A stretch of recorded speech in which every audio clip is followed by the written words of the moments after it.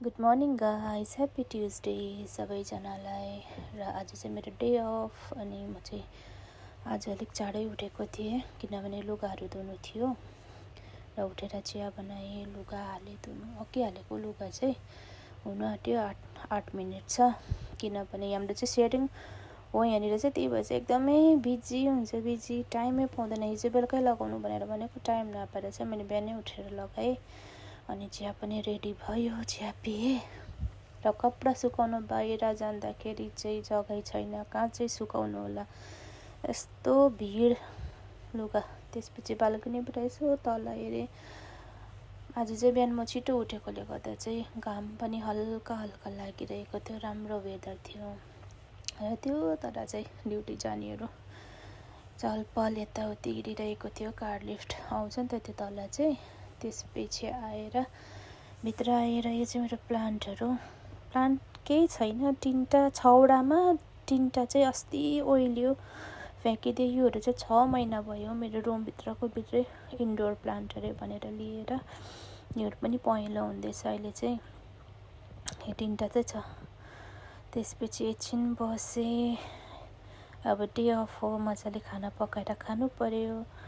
अनि सुपर मार्केटमा गएँ। सुपर मार्केट चाहिँ म बसेको बिल्डिङमा नै छ, ग्राउन्ड फ्लोरमा। अनि गएँ, के ल्याउनु भयो। लास्टमा मटन लिएर आएँ। मटन चाहिँ मेरो एकदम favourite, one of my favourite चाहिँ मटन हो।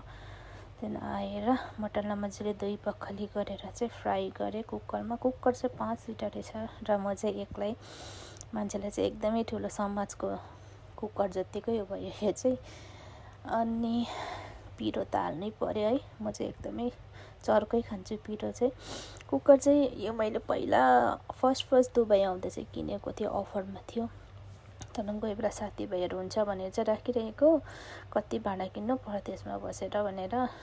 अन्त राम्रै चल्दैछ र मजाले भुटेँ मासु चाहिँ। मलाई चाहिँ खसीको मासु चाहिँ एकदमै मनपर्छ, अरू मासु चाहिँ त्यस्तो तलब हुँदैन कि, खसीको मासु चाहिँ मलाई साह्रै मनपर्छ।